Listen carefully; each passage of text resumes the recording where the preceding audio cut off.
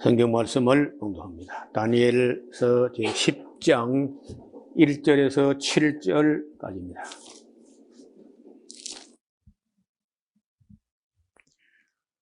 바사왕 고레스 3년에 한 일이 벨드사사레라 이름한 다니엘에게 나타났는데 그 일이 참되니 곧 큰 전쟁에 관한 것이라. 다니엘이 그 일을 분명히 알았고 그 이상을 깨달으니라. 그때에 나 다니엘이 새 이레 동안을 슬퍼하며 새 이레가 차기까지 좋은 떡을 먹지 아니하며 고기와 포도주를 입에 넣지 아니하며 또 기름을 바르지 아니하니라. 정월 24일에 내가 hit데겔이라 하는 큰 강가에 있었는데 그때 내가 눈을 들어 바라본즉 한 사람이 세마포 옷을 입었고 허리에는 우바스 정금띠를 띠었고 그 몸은 황옥 같고 그 얼굴은 번갯빛 같고 그 눈은 횃불 같고 그 팔과 발은 빛난 놋과 같고 그 말소리는 무리의 소리와 같더라. 이 이상은 나 다니엘이 홀로 보았고 나와 함께한 사람들은 이 이상을 보지 못하였어도 그들이 크게 떨며 도망하여 숨었느니라. 아멘. 낮 시간에 좀 어려운 말씀을 들으셨는데 오늘 오후에는 조금 더 어렵게 해보겠습니다. 여기 그 10장 1절에 바사왕 고레스 3년이라고 기록되어 있는데 이걸 보면은 고레스 원년이 538년이거든요. 그 다음 그 이듬해가 7년, 6년, 그러니까 536년경이었다고 봅니다. 536년경에 이 계시를 받게 되는데 앞에 번에 그 받았던, 다시 말해 오늘 오전에 우리가 본 그 내용을 두고 아마 다니엘은 상당히 고민하고 또 마음 아파하고 염려하고 두려워하고 이런 게 있었던 것 같습니다. 그래서 이제 기도를 좀 더 심도 있게 하려고 작심을 하고 3주일을 기간을 정하고 그 기도를 하는데 이런 기도는 금식하고는 다른 모습인데 잘 쓰지 않지만은 절식이라고 그래요. 절식. 음식을 절제한다. 뭐 맛있는 거, 뭐 달콤한 거 이런 걸 다 먹지 않고 포도주나 고기나 이런 것도 다 멀리하고 간신히 그저 생명을 유지할 정도만 먹는 그런 절제하는 식사를 하면서 기도하는 자세인데 3주간 정도를 그렇게 기도를 하기 위해서 마음을 절제하고 합니다.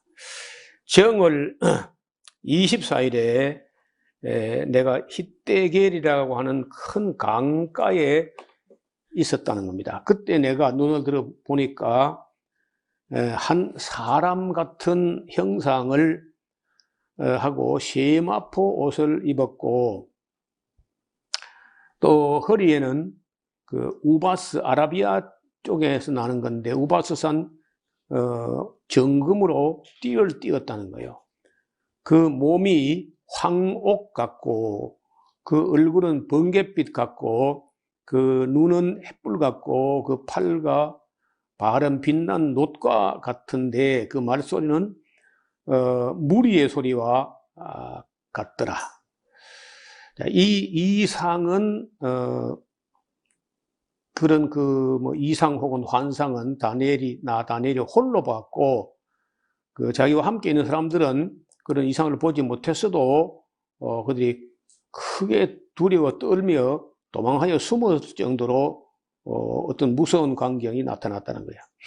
네, 그러므로 나만 홀로 있어서 이 큰 이상을 볼 때에 얼마나 충격을 받은 내 몸에 힘이 다 빠졌고 나의 아름다운 빛이 변하여 썩은 듯하고 나의 힘이 다 없어졌으나 내가 그 말소리를 들었는데 그 말소리를 들을 때 내가 얼굴을 땅에 대고 깊이 잠든 것처럼 그렇게 됩니다.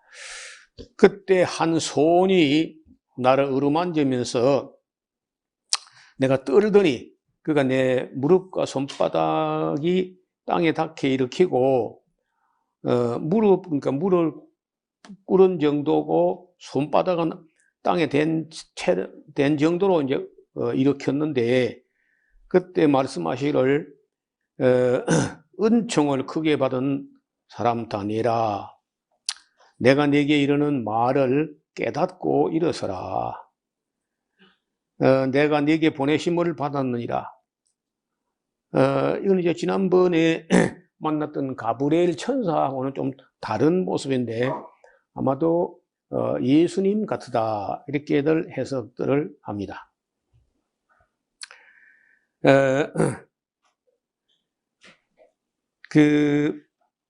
내가 네게 보내심을 받았느니라. 그가 내게 이 말을 한 후에 내가 떨며 일어섬에 그가 내게 이르시되 다니엘아 두려워하지 말라. 네가 깨달으려 하여 네 하나님 앞에 스스로 겸비케 하기로 결심하던 날부터 네 말이 들으신 바 되었으므로 내가 네 말로 인하여 왔어. 그런데 바사국군이 21일 동안 나를 막았으므로 내가 거기 바사국 왕들과 함께 머물러 있더니 군장 중 하나 미가엘이 와서 나를 도와주므로 이제 내가 말일에 네 백성에 당할 일을 네게 깨닫게 하려고 온 거야. 자, 대체 이 이상은 오래 후의 일이다. 적어도 어느 정도 후냐면 한 300년 후에 일어날 일들을 계시하는 겁니다. 그가 이런 말로 내게 이를 때 내가 곧 얼굴을 땅에 대고 향하여 벙벙하였다. 어리둥절했다는 거예요. 그 인자와 같은 이가 예수님 같은데 있어 내 입술을 만진지라. 내가 곧 입을 열어 내 앞에 섰는 자에게 말하여 가로되 내 주여 이 이상을 인하여 근심이 내게 더함으로 내가 힘이 없어졌나이다. 얼마나 충격을 받고 놀랐는지 힘이 다 빠져버렸다는 거예요. 내 몸에 힘이 없어졌고 호흡도 남지 아니하였사오니 내 주의 이 종이 어찌 능히 내 주로 더불어 말씀할 수 있으리까. 얼마나 힘들었는지 대화도 어려울 정도로 힘이 다 빠지고 힘들었다는 거예요. 또 사람의 모양 같은 것 하나가 나를 만지며 나를 강건케 하여 가로되 은총을 크게 받은 사람이여 두려워하지 말라. 평안하라. 강건하라. 강건하라. 그가 이같이 내게 말하는데 내가 곧 힘이 나서 가로되 내 주께서 나로 힘이 나게 하셨으니 말씀하옵소서. 그가 내게 이르시되 내가 어찌하여 네게 나온 것을 네가 아느냐.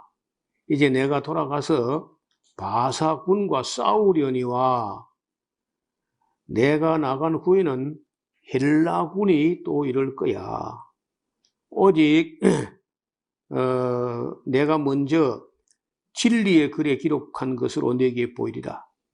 나를 도와서 그들을 대적하는 자는 너희 군 미가엘 뿐이다. 이런 말도 조금 어려운 게요. 만약에 여기 예수님 같으면은 예수님은 하나님이잖아요. 그런데 하나님의 아들 하나님이 다니엘이 기도하기 시작할 때 응답이 났는데 오는 도중에 가로막혔다는 거예요. 그 누가 가로막았냐면요. 페르시아 군대가 가로막았대요. 아니 전능하신 하나님의 아들 하나님 예수님이 페르시아 군대가 가로막는다고 길이 막힌다고? 그 말이 또 안 되죠. 그럼 또 이제 이 굉장한 권능이 있는 이런 또 만약에 예수님이 아니고 천사 중 또 어떤 그 권세와 능력이 큰 천사라고 하면은 이름이 안 나오는 게 좀 이상하기도 하고 가브리엘도 아닌 것 같고 말이죠. 가브리엘 같으면 지난번에 봤던 가브리엘 그 천사 맞더라. 이렇게 하면 그런 말도 없고, 하여간 여기 이제 두 가지가 있는데, 하나는 바사군, 그리고 육체를 가진 이제 총칼 갖고 있는 그런 군대도 아닌 것 같단 말이에요. 아니, 천사가 오는데, 칼이나 창이나 활이나 이런 걸 가지고 오는 천사를 막을 수 있다고? 그것도 말이 안 되지. 그러면은, 여기서 어려운 게, 이 보이는 세계에 인간의 육체를 가진 군대도 있고, 그런 군대와 함께, 어떤 악령 같은 그런 군대도 있는 거야. 우리가 잘 몰라요. 그래서 거의 성경은 설명이 하나 없습니다. 또 이제 여기서 20절에 보면요, 내가 이제 돌아가서 바사군과 싸운대. 아까 오는 기도를 가지고 오는 길에 응답을 가져오는데 가로막혀서 21일간 지체했는데 그 바사군과 싸운다는 거예요. 지금 다니엘에게 지금 말씀하시는 분이 바사군과 싸울 것이다. 그리고 또 내가 간 후에는 헬라군이 또 온다. 이런 건 참 어떤 주석을 봐도 거의 손도 못 대요. 해석이 안 되는 거라. 이게 무슨 말이냐고 이게. 그래서 굉장히 어려운 대목이긴 한데 그러한 후에 헬라 군대가 온다. 오직 내가 먼저 진리의 글에 기록된 것으로 네게 보일 텐데 나를 도와서 그들을 대적하는 자인 너희 군 미가엘입니다. 미가엘 하는 그 천사가 있는데 여기 여러분 천사가요. 천사가 꽤 여러 천사가 있는데 지금 우리가 갖고 있는 천사 성경에는 천사 이름이 몇 개가 가브리엘하고 미가엘이 두 밖에 안 나와요. 근데 외경 중에 에녹스라든지 이런 그 구약 외경에는 라구엘, 라미엘, 사리엘, 우리엘 하면서 천사들이 꽤 나와 이름이. 그건 또 다 아니야. 또 그건 다 나와야겠죠. 그래서 이제 이 천사 이름을 어떤 면에서는 많이 소개하지 않은 것도 하나님의 배려 아닌가 그래 싶어요. 천사를 또 많이 또 해놓으면요, 천사 연구하느라고 또 성경 안 볼 거라. 사람이 또 그래요. 이 영의 세계에 어떤 그 세력들이 있어가지고, 하나님께로부터 응답이 났는데, 그걸 가져오는 길에 가로막혀가지고 지연되고 지체됐다 하는 이야기가 나오는 거야. 그래서 그런지, 기도하고 낙심치 말아야 된다 하는 말도 있습니다. 예수님도 그런 말씀하시고, 기도하고 낭망치 말아야 한다. 그런 말이 나와요. 또 이제 어떤 사람은, 어떤 학자들은 말하기를, 미가엘은 하늘에 있는 천사 중에 유일한 군대 천사 이런 분이 아니라 이스라엘 담당 유대인을 돕는 돕도록 특화된 특별 사명을 띠고 있는 유대인들의 수호 천사일 것이다. 이렇게 보는 학자들도 있습니다. 또 이제 어떤 데는 보면요, 3과 2 소자 죽음 지극히 작은 자 하나라도 멸시하지 말라. 그 아이들의 그 천사가 매일같이 하나님 얼굴을 뵙는다. 이런 말도 있어요. 이런 데 대해서는 거의 많은 기록이 없고 성경에 몇몇 그런 그 구절이 나올 뿐이라는 거야. 그래서 그런 것도 해놓으면 그걸 또 알고 연구한다고 또 이제 사람들이 애를 먹을 것 같으니까 최소한만 천사 세계를 소개하고 나머지는 다 생략해버린 것이다. 그렇게 봅니다. 그래서 이제 오늘 어려운 거는 이 부분이 아니고 지금 이제 볼 11장인데 큰 전쟁에 가는 거예요. 큰 전쟁. 그래서 큰 전쟁이 무슨 전쟁이냐 하면은 그림을 좀 봐야 될 것 같습니다. 앞을 좀 보세요. 알렉산더 이야기를 지난번에 잠깐만 말씀드렸는데, 알렉산더가 마케도냐 여기에서 일어나가지고 한 11년 만에 이쪽 전체 옛날 페르시아가 가지고 있던 땅을 다 정복을 했어요. 인더스, 겐지스 강이까지 막 다 점령을 하고 그 강가에 와서 울었다는 거예요. 통곡을 하더래요. 그걸 왜 통곡하냐 물으니까 더 정복할 땅이 없다고 운다더래요.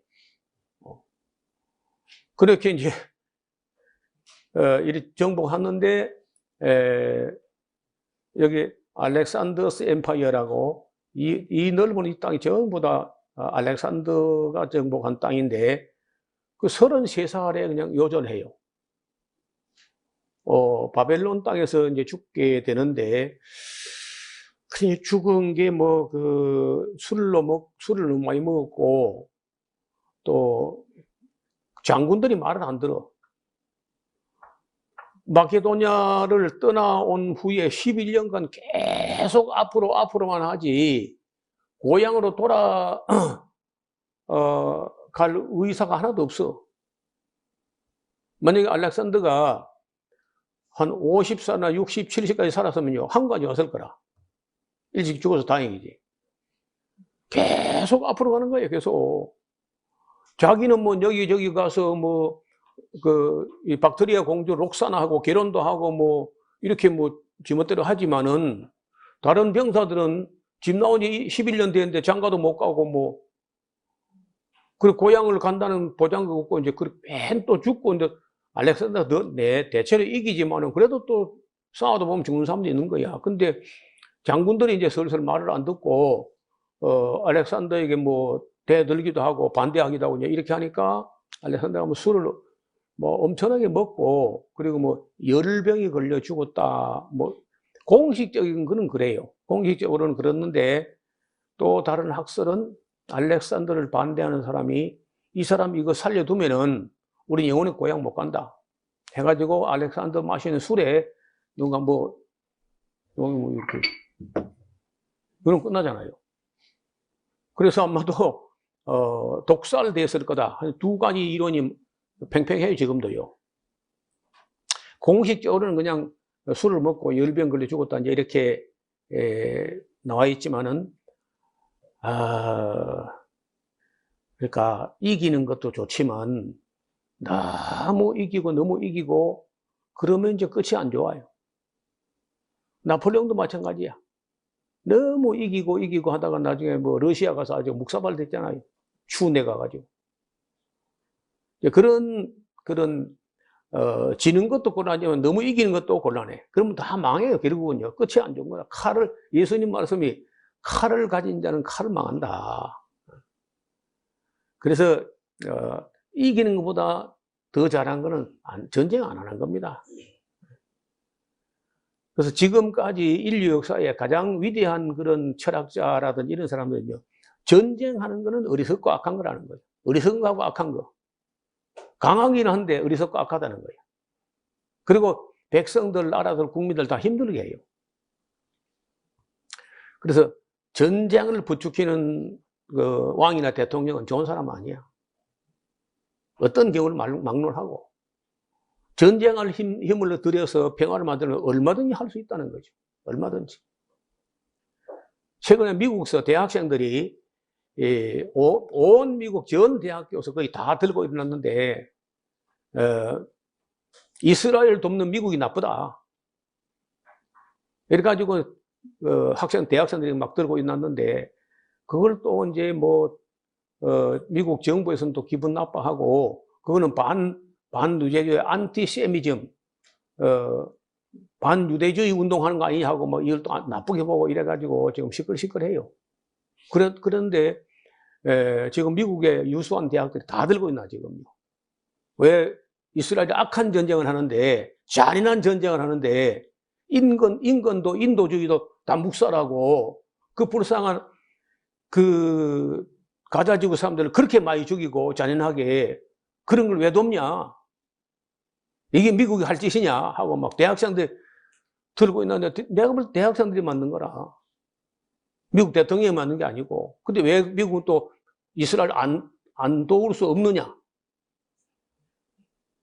이스라엘을 이길 미국 대통령 아무도 없어요. 왜? 이스라엘은 채권자고 미국은 채무자야. 어마어마한 채무를 이스라엘이 지고 있는 겁니다. 왜냐하면 돈을 지급하는 권한이 이스라엘 사람에게 있거든요. 유대인들에게. 그러니까 미국은 이스라엘이 엄청난 빚을 지고 있기 때문에 전쟁을 안 하고는 뭐 트럼프고 바이든이고 다음 아무 희망이 없어요. 그 유대인들 비위를 거스려 가지고는 미국에서 대통령 되는 길은 없습니다. 모든 언론사, 모든 금융, 뭐 큰 손 전부 다 유대인들이니까. 그러니까 그걸 보고 돈에 코가 깨어가지고 그 악한 이스라엘 악한 전쟁하는데 왜 돕냐? 대학생들 보니 그 바른 생각을 하는데 정치인들은 아닌 거야. 어떻든 전쟁을 한다는 거는 좋지 않은 일인데 알렉산더가 너무 오래 전쟁을 계속하니까 독살된 게 아니냐. 독살되고 나자 그 숨이 곧 넘어갈 때 아니 그냥 돌아가시면 어떡하냐고. 누가 왕의 뒤를 이어서 후계자가 되고 그걸 이야기하고 돌아가셔야지. 이렇게 가시면 어떡하냐 하니까 가장 강한 자가 내 후계자다. 그 말하고 죽었다는 거야. 그러니까 전부 다 그 밑에 장군 넷이 있는데 넷이 다 지가 강하다는 것도. 그럼 바로 싸움 나는 거죠. 그래서 이제 그 알렉산더 죽고 나자 그 표범의 네 날개, 네 대가리, 표범의 머리가 4개 나타났다. 지금 그 그림 봤잖아요. 그래서 이제 결국 나라가 넷으로 나눠져. 알렉산더 죽고 나서. 맨 먼저 알렉산더 휘하에 카산드로스, 보통 뭐 그냥 카산더 그럽니다. 카산더는 알렉산더하고 아버지가 다른 여동생이 하나 있는데 그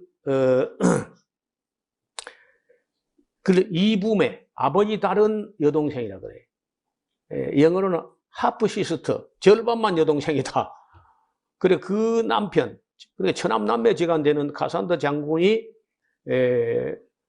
어떻든 원래 이 알렉산더의 본토 본국은 이 마케도니아니까 여기를 차지하게 되고 이게 트라키아하고 비두니아 이쪽은 리시마커스가 차지하게 되고 여기 애굽 땅은 프톨레마이오스, 보통 이제 프톨레마이오스라고 이제 하는데 너무 길어 이름이. 그러니까 프톨레미 하다가 프 하는 것은 묵음으로 되고 그냥 톨레미 이렇게도 합니다. 그러니까 우리 책을 읽을 때 프톨레미, 톨레미, 프톨레마이오스 다 똑같은 이름이에요. 똑같은 사람인데 발음을 그렇게 합니다.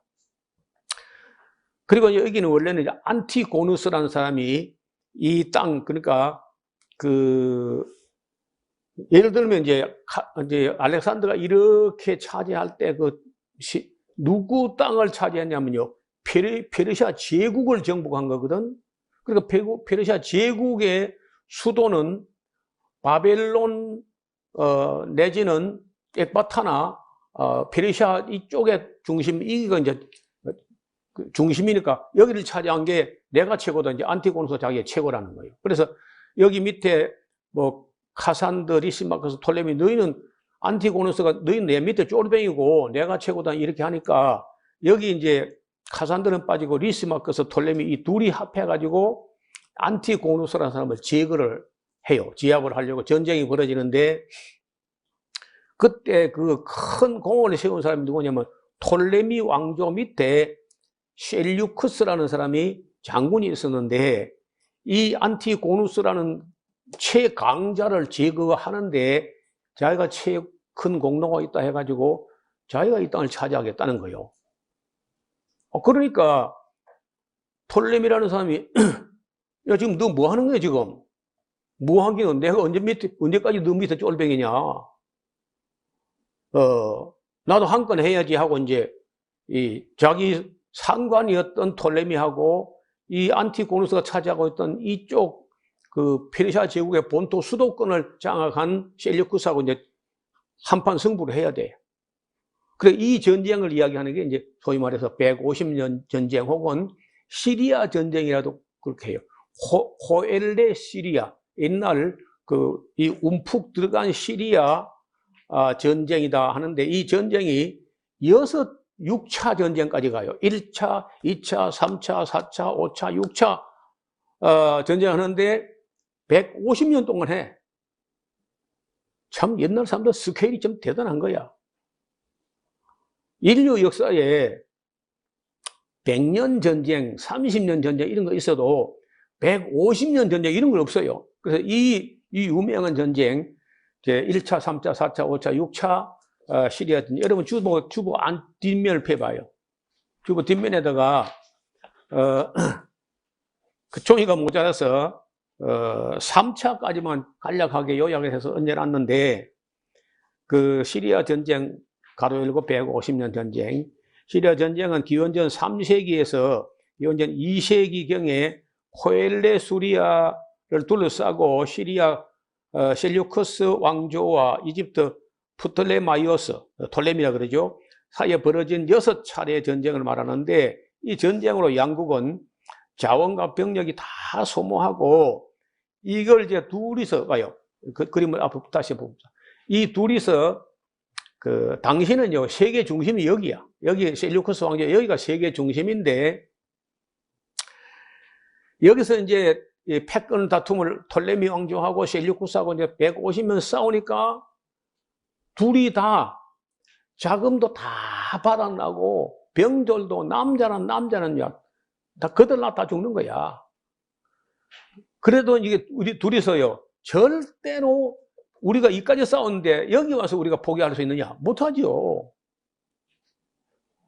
그러니까 끝까지 죽을 때까지 둘 다 망하든지 어느 한쪽이 망할 때까지 계속 싸우는데, 그럴 때에 지중해 한복판에 로마하고 칼타고 또 1차, 2차, 3차 그 소위 말해서 포에니 전쟁이라고, 이 포에니라는 말은요, 페니키아의 준말이야. 그러니까 여기 바벨론이 망했을 때에 그 망한 사람들 중에 망하고도 제일 주류 세력, 제일 똑똑한 머리 좋은 사람들이 어디로 왔냐면 지금 현재 레바논 땅 거기 와서 있었는데, 그거 페니키아라 그래요. 페니키아라는 말은 또 무슨 말이냐? 여러분 머리가 요리하면 패닉이라 그러죠. 그 소라 고동 꽁무니로 보면 뺑뺑 돌아가잖아요.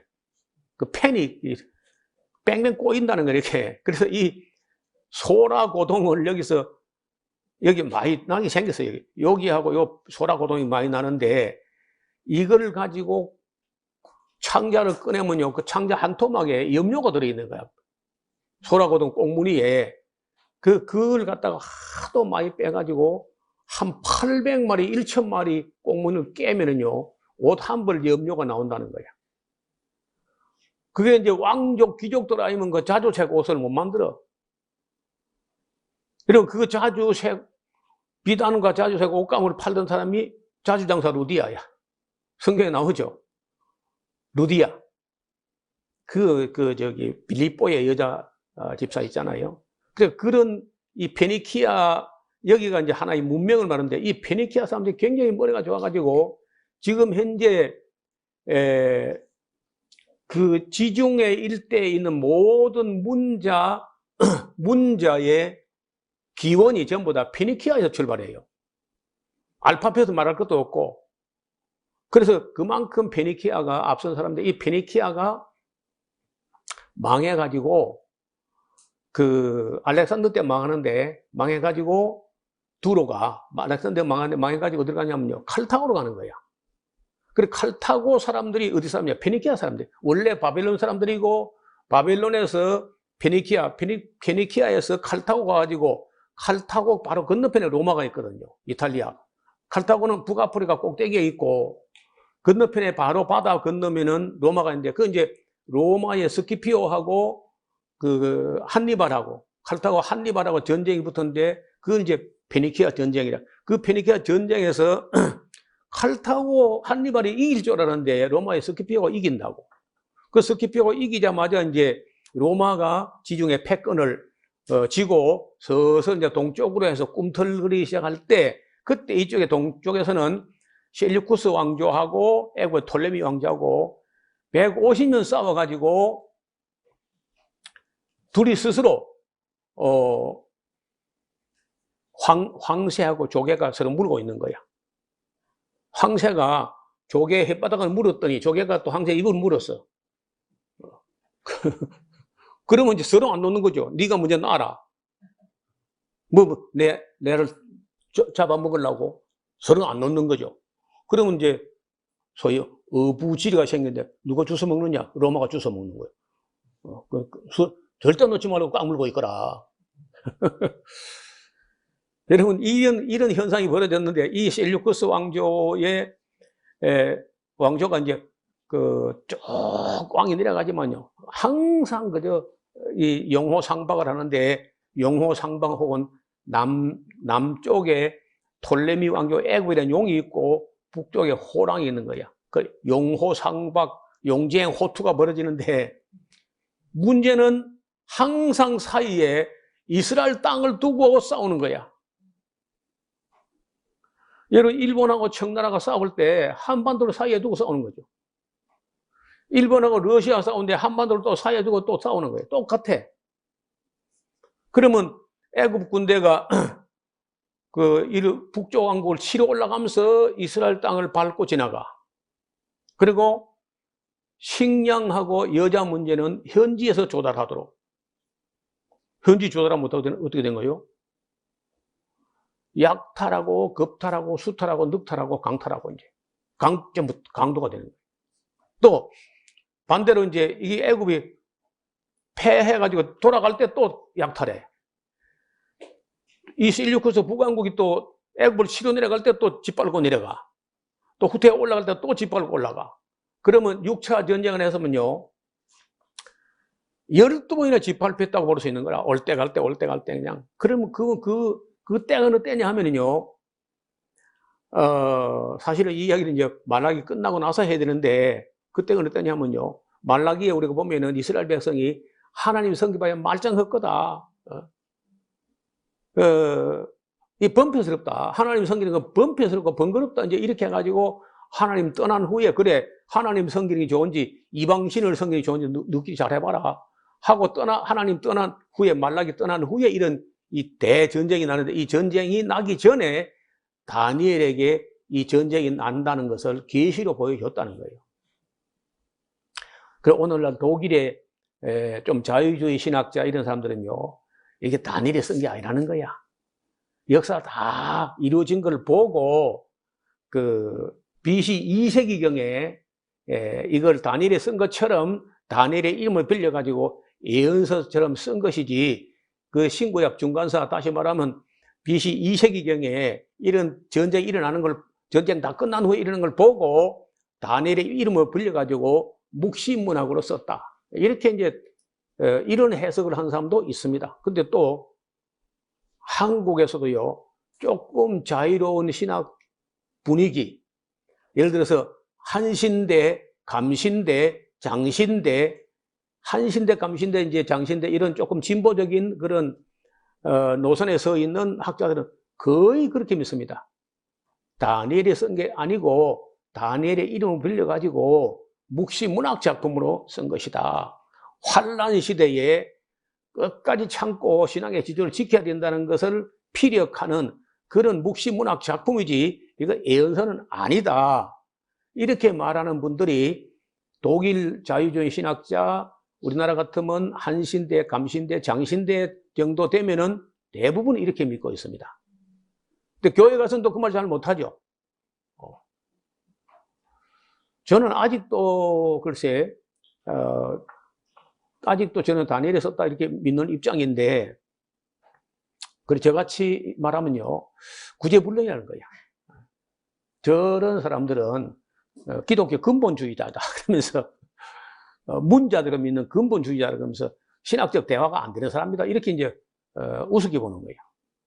여러분이 어떻게 믿든지 왜 이런 말을 해두냐면, 여러분이 반드시 어떤 책이나 어떤 또 유튜브 영상을 보다가 그런 걸 보고 또 혼란과 갈등에 빠질 거라.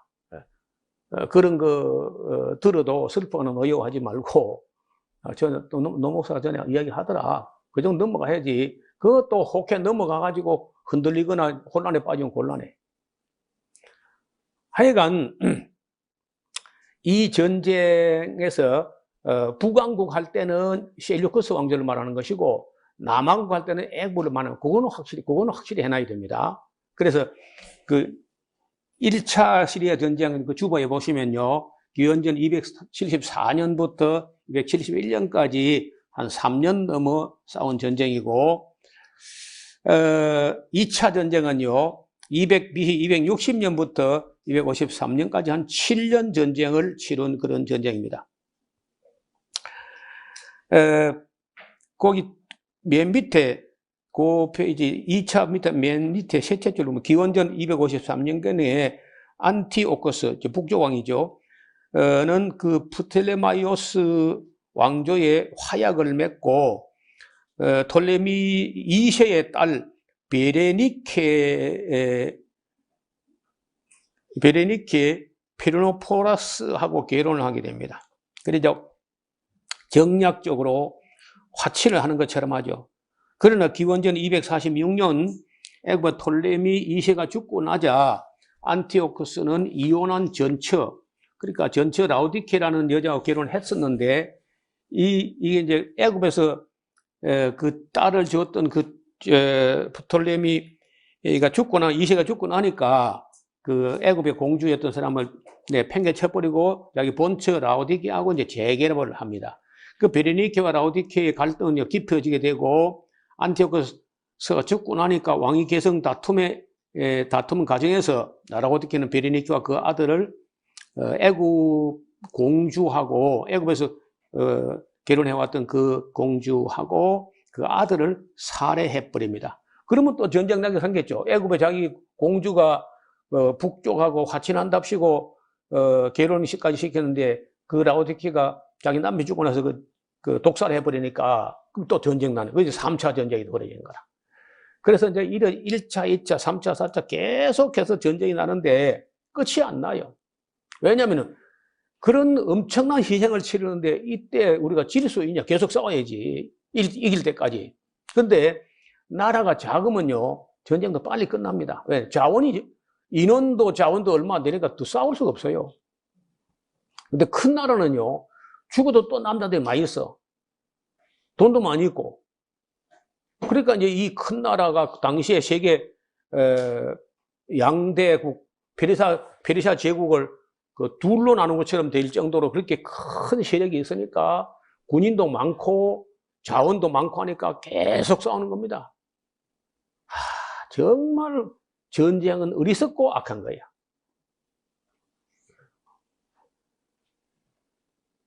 그 사람이 한두 사람 죽을 때 같으면 참을 수 있는 문제인데 너무 많이 죽으니까 못 참는 거죠.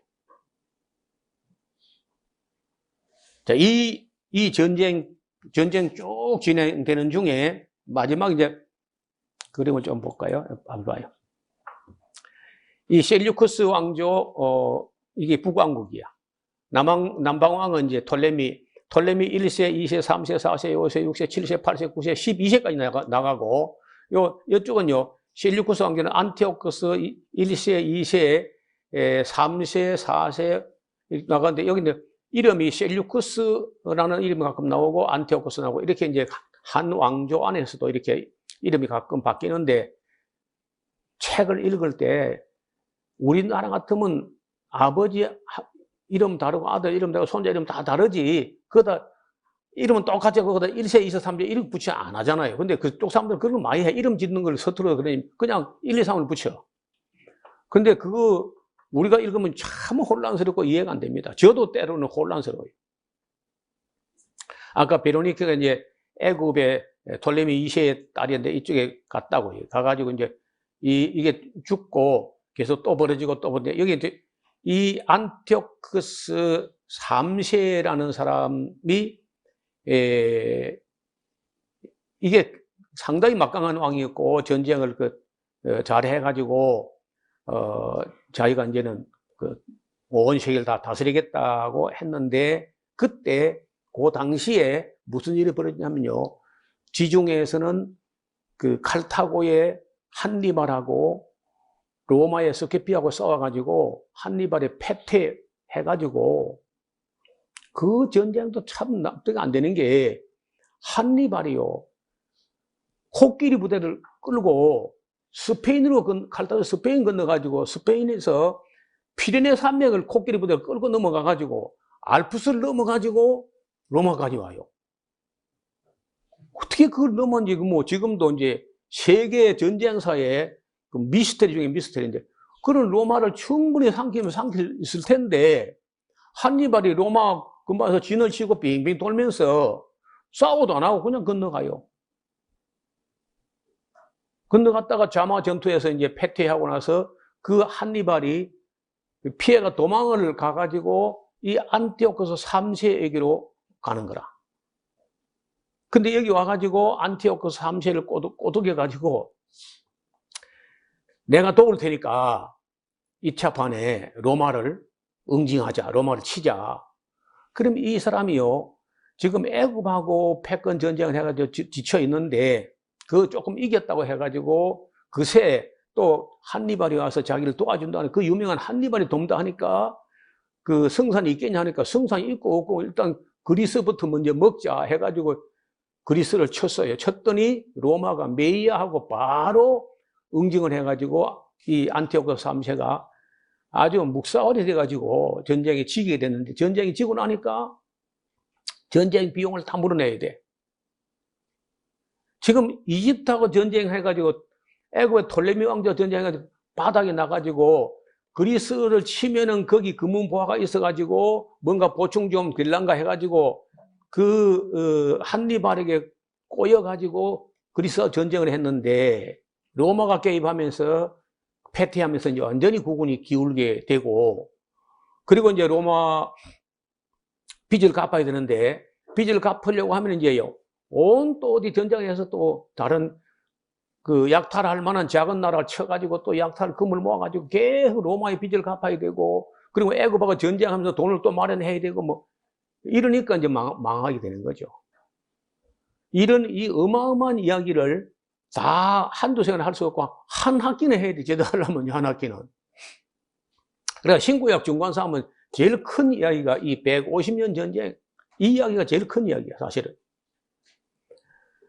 그래 그 죽고 나니까 이 안티오코스 3세의 아들이 이 안티오코스 4세인데 이 사람을 또 볼모로 잡아가 있었거든요. 로마로. 그러니까 거기 가서 12년을 볼모로 잡혀 있다가 이제 돌아오는 도중에 자기 아버지가 죽었다는 말을 듣게 되고 그리고 자기가 와서 왕이 됐는데 이 사람은요. 자, 애굽하고 싸움도 해야 되고 로마의 전쟁 자기 아버지 때 진 로마 전쟁 빚도 갚아야 되고 이제 큰 난점을 안고 왕이 되긴 됐는데 역시 약탈자가 됩니다. 약탈 안 하고는 로마의 빚을 갚을 수도 없고 애굽 전쟁을 안 할 수도 없고 지금 해야 되는데 그 애굽 전쟁을 갔는데 처음에 조금 성과가 있었지만은 북쪽에서 동북쪽에서 소문이 들려오기를 페니키아하고 유대인들이 반란이 일어났다 해가지고 애굽 전쟁을 그냥 하다가 손 떼고 그걸 북쪽 수습한다고 또 자기가 공석 일대에 자기 내란이 나버리면 뭐 말짱 헛간이냐 그래서 이제 올라갔다 다시 전쟁을 가가지고 갔을 때는 로마가 이미 애굽을 먹었어. 가가지고 이제 가니까 자기가 로마에 12년간 볼모 있었기 때문에 잘 아는 거예요. 그 로마가 얼마나 센 걸 다 알기 때문에 로마하고 자기가 분다는 건 이제 자기 아버지도 졌지만은 자기가 봐도 안 되는 거야. 그래서 할 수 없이 이제 눈물을 머금고 올라오면서 패퇴에 올라오면서 빨리 가서 애굽을 먹을 그런 생뚱맞은 생각하지 말고 로마의 전쟁 빚값을 준비나 해라 해가지고 이제 올라오는데 거기서 그 애굽에 가서 로마 영사에게 호되게 책망을 듣고 올라오는데 화가 나니까 예루살렘 가가지고 시비를 붙어가지고 예루살렘 모든 율법을 다 금지하고 성경을 불태우고 할례를 금지하고 성전에 돼지피를 흘리고 돼지고기를 막 억지로 갖다 먹이고 이제 이런 일이 벌어지는 거예요. 그래서 이제 많은 유대인들이 그냥 거기 다 그냥 돼지고기 먹고 뭐 그렇게 해버립니다. 근데 하시딤이라고 하는 아주 굉장히 경건주의, 유대 근본주의, 보수 극우파 막 하는 이런 사람들은 이제 끝까지 싸운다 해가지고 그때 모데이라는 마을에 유다 마따디아스라는 사람이 제사장이 있었는데 시골에 이분이 이제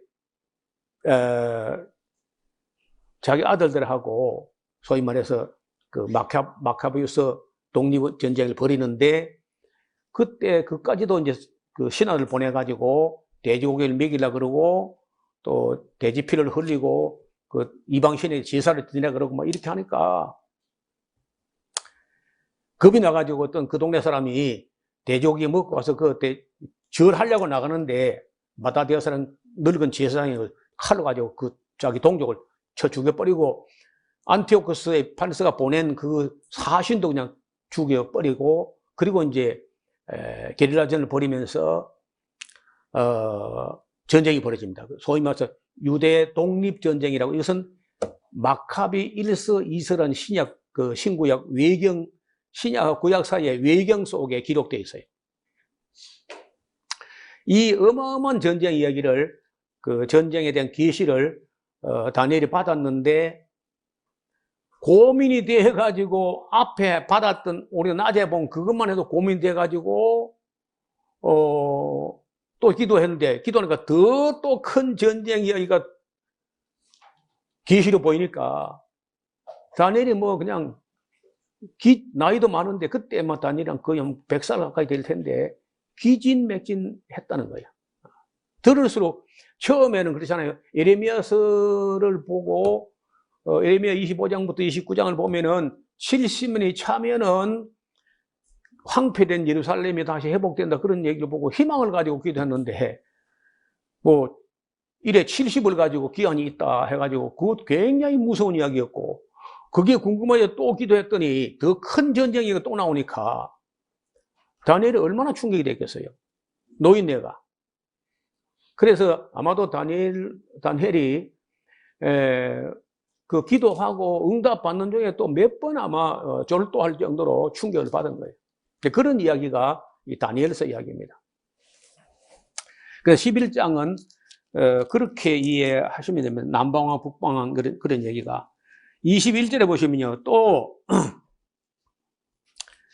그 위를 이을 자는 한 비천한 사람이라 그가 영광을 그에게 주지 아니할 것이나 그가 평안할 때 타서 계율로 그 나라를 얻을 것이며 넘치는 물 같은 군대가 그에게 넘침을 입어 패할 것이요 동맹한 왕도 그렇게 될 것인데 그 약주한 후에 그 거절을 향하여 올라올 것이요 적은 백성을 거느리고 강하게 될 것이며 그가 평안할 때 그 도의 가장 기름진 곳에 이르러서 그 열조와 열조의 조상이 행하지 못하던 것을 행할 것이요 그는 노력하며 탈취한 재물을 무리에게 흩어주며 모략을 베풀어 얼마 동안 산성들을 칠 것인데 때가 이르기까지 그리 할 거야. 그가 그 힘을 떨치며 용맹을 발하여 큰 군대로 남방왕을 애굽이죠.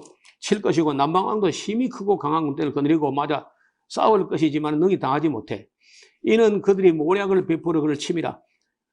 자기의 진미를 먹는 자가 그를 멸하리니 그 군대가 흩어질 것이요 많은 자가 엎드려 죽을 것이라. 이 두 왕이 마음에 서로 해하고자 하여 한 밥상에 앉았을 때 거짓말을 할 것이라. 그 일이 형통하지 못하리니 이는 작정된 기한에 미쳐서 그 일이 끝날 것이라. 북방왕은 많은 재물을 가지고 본국으로 돌아가니 그 마음의 거룩한 언약을 거스르며 임의로 행하고 본토로 돌아갈 것이며 작정된 기간에 그가 나와서 남방에 이를 것이나 이번이 그 전범 못하니 왜냐하면 기띔의 배들, 기띔은 키프로스 쪽에 있는 배인데 로마 소속 그리스 군대입니다. 기띔의 배들이 이르러서 그를 칠 것이라. 그가 낙심하고 돌아가며 거룩한 언약을 한하고 임의로 행하며 돌아가며 거룩한 언약을 배반하는 자를 중히 여길 것이며 그러니까 뭐 그 헬라화 한답시고 이제 그렇게 하는데 노림수는 뭐냐면요 유대인들이 대들면은 응징한답시고 예루살렘을 다 해가지고 성전에 있는 금을 약탈하는 게 목적입니다. 또 군대는 그의 편에 서서 성소 곧 견고한 것을 더럽히며 매일 드린 제사를 피하며 멸망케 하는 미운 물건을 세울 것이며 제우스 신상을 예루살렘 성전에 세운다고. 그가 또 언약을 배반하고 악행하는 자를 계율로 타락시킬 것이나 오직 자기 하나님을 아는 백성은 강하여 용맹을 바라는데, 이것이 바로 마따디어스의 아들 유다 마카비오스하고 요나단, 시몬 이런 사람들이 일어나서 그 마카비 혁명 독립운동을 일으킨다는 거예요. 백성 중에 지혜로운 자가 많은 사람을 가르칠 것이나 그들이 칼날과 불꽃과 사로잡힘과 약탈을 당하여 여러 날 동안 쇠폐하리라. 그들이 쇠폐할 때에 도움을 조금 얻을 것이나 많은 사람은 계율로 그들을 진압할 것이며, 또 그들 중 지혜로운 자 몇 사람이 쇠폐하여 무리로 연단되며 정결케 되며 희게 되어 마지막 때까지 이르게 하리니 이는 작정된 기한이 이르리라. 그래서 이제 이 6년 4개월 20일 동안 싸워가지고 그 유다 마키아베오스 형제가 성전 그 대피를 흘리고 다 때려 부수고 이방신을 갖다 세우고 간 것도 다 청소해내고 BC 164년 12월 25일에 성전 숙청을 다 끝낸다고요. 그것을 기념하는 명절이 신약 성경 한 번 나오는 수전절이 이미 이름에라는 말인데, 수전절이야. 성전 회복을 기념하는 날, 수전절. 하누카라고 하는 명절입니다. 자, 이 왕이 자기 뜻대로 스스로 높여 모든 신보다 크다 하며 비상한 말로 신들의 신을 대적하며 형통하기를 분노하심 이를 때까지 하리니 이는 그 작정된 일이 반드시 이룰 것이라.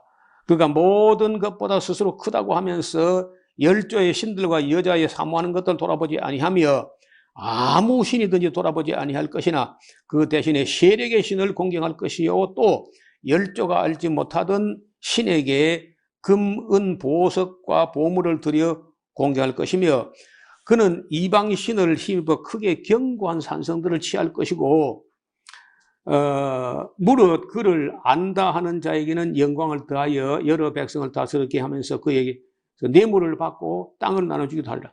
이때 이제 제사장도 그 레위 지파 아론 자손 사독 계열 제사장을 폐해버리고 뇌물 많이 가져온 사람에게 메넬라오스라는 사람에게 제사장직을 주기도 하고 막 이런 식으로 해가지고 성전이 아주 더럽혀졌는데, 그걸 유다 마카비오스 형제들이 다 숙청하게 되는 거예요. 그러면서 41절, 그가 또 영화로운 땅에 들어갈 것이며 많은 나라를 패망케 할 것이나 오직 에돔과 모압과 암몬이 그때 조금 피하여 남은 사람이 있게 됩니다. 그가 열국의 손을 펴리니 애굽 땅도 면치 못할 것이므로 그가 권세로 애굽의 금, 은 모든 보물을 잡을 것이요 리비아 사람과 굿 사람이 그 시종이 될 것이다. 그러나 동북에서 소문이 이르러 그리고 번민케 함으로 그가 분노하여 나가서 많은 무리를 다 도륙하여 진멸코자 할 것이요 그가 장막 궁전을 바다와 영하로 그 거룩한 산 위에 베풀 것이나 그의 끝이 이르리니 아무도 도와줄 사람이 없어가지고 결국은 그 안티오코스 에피파네스도 망하게 됩니다. 이 사람이 얼마나 악한 짓을 많이 했는지, 안티오코스 에피파네스라고 하는 말은요, 그 참남한 이름이야. 그 말이 무슨 말이냐면 신이 육체로 현현했다. 그래 교만하기 이럴 데 없는 이름이 에피파네스라는 이름인데, 유대인들은 그 이름을 갖다 바꿔가지고 에피파네스가 아니고 에피마네스다, 미친놈이다, 그렇게 이름을 붙여서 이 안티오코스 4세 에피파네스야말로 마지막 때에 일어날 적그리스도의 표상이라는 거야. 이 인류 역사 마지막 때에 또 한 번 그런 일이 난다는 거예요. 그래서 이제 우리가 역사에 그 적그리스도가 몇 번 나오는데, 예를 들어서 이 사람이 하나님을 대적가 일어난 가장 악한 사람 중에 이제 한 사람이라고 하고, 그 다음에 이제 나중에 64년부터 68년까지 3년 반 동안 또 했던 네로 황제도 안티크리스토스, 적그리스도다, 이렇게 하고요. 독일의 히틀러도 얼마나 독일 사람들이 순진하고 멍청했는지 히틀러를 그리스도라고 했어요. 독일 사람들이, 독일 교회가. 그 정도로 그래서 이제 우리를 죄에서 구원하는 구원자는 예수 그리스도고, 우리를 사회적 유럽의 전쟁 틈반에서 우리 독일을 구원할 그리스도는 히틀러 그리스도다. 히틀러야말로 유럽에서 우리 독일 사람을 가장 우뚝 세울 수 있는 그 그리스도다. 이렇게 했다니까. 그래서 지금 와서는 이제 이 안티오코스 에피파네스, 네로 황제, 히틀러, 이게 전부 다 하나의 안티크리스토스, 적그리스도다. 이렇게 하는데, 이 다가 아니고 또 이제 마지막 때 또 한 번 그런 인물이 나타난다는 거예요. 데살로니가서에 나오는 그런, 적그리스도가 또 나타난다는 거예요. 마지막 때. 그리고 그 마지막 적그리스도를 보통 이제 앞에 정관사를 붙여가지고 그 적그리스도. 정관사를 붙여 그 적그리스도, 단수예요, 단수.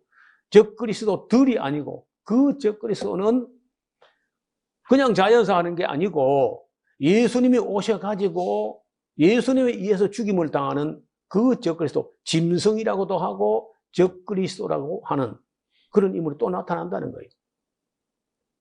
그래서 우리가 그런 용어를 이제 어디서부터 출발하냐면은 안티오코스 4세 에피파네스에서부터 적그리스도라는 말이 등장한다는.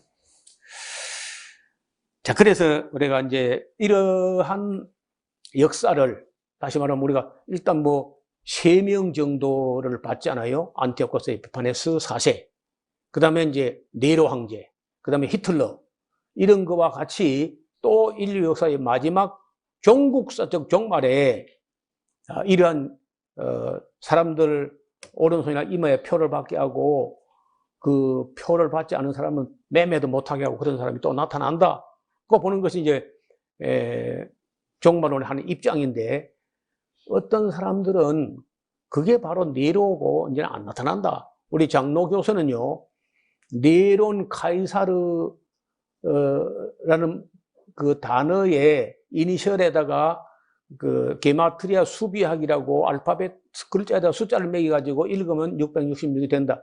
이게 666이지 마지막에 그런 거 없다고 하는 게 우리 교단 입장인 거예요.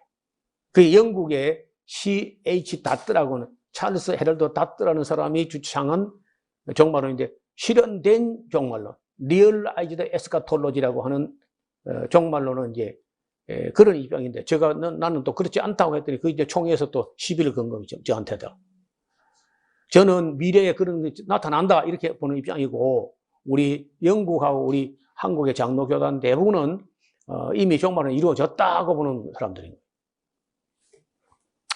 자, 여기까지가 이제 제일 어려운 부분이고, 나머지 부분은 우리 수요일에 볼 텐데 뭐 조금 남았죠. 그래도 여기도 공부할 게 또 남아 있습니다. 짧을수록 이야기할 게 더 많은 수가 있어요. 긴 거는 설명이 다 되어 있는 거고 짧은 거는 설명이 안 되어 있기 때문에 이 이제 12장은 그야말로 다니엘이 본 종말론이라는, 다니엘이 본 종말론, 수요일 시간에 우리가 공부하도록 하겠습니다. 하나님 아버지, 다니엘이 예레미야서에 있는 걸 가지고 희망을 가지고 기도했지만은 응답은 항상 더 어려운 날들이 예고됨으로 다니엘도 큰 충격을 받았던 것 같습니다. 근데 우리가 여기 와서 돌아보면은 정말 다니엘이 보았던 그런 이상대로 또 계시대로 70년 되었다고 끝난 게 아니라 엄청난 비극과 두려움과 전쟁, 어려운 환란의 날들이 있었다는 것을 돌아보게 됩니다. 이것이 다가 아니고 또 주님 오실 때가 되면은 전에도 없고 후에도 없는 전무후무한 대환란이 있을 것을 또 말씀하였사오니 우리가 성경의 남은 부분도 성실히 잘 살펴 공부하게 도와 주옵소서. 지혜와 명철을 더하사 하나님 말씀을 학자같이 알아듣는 우리 모두가 되게 하여 주옵소서. 예수님 이름으로 기도드리옵나이다. 아멘.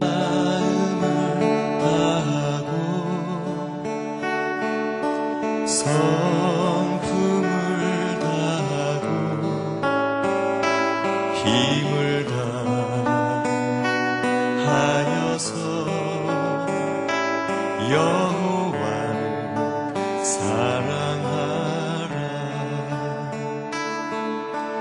내게 준 계명을 마음에 새기고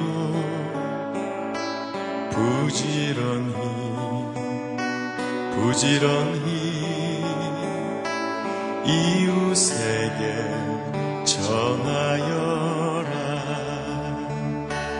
그러면 내가 짓지 않은 큰 집을 주리라. 내가 심지 않은 과실을 먹게 하리라.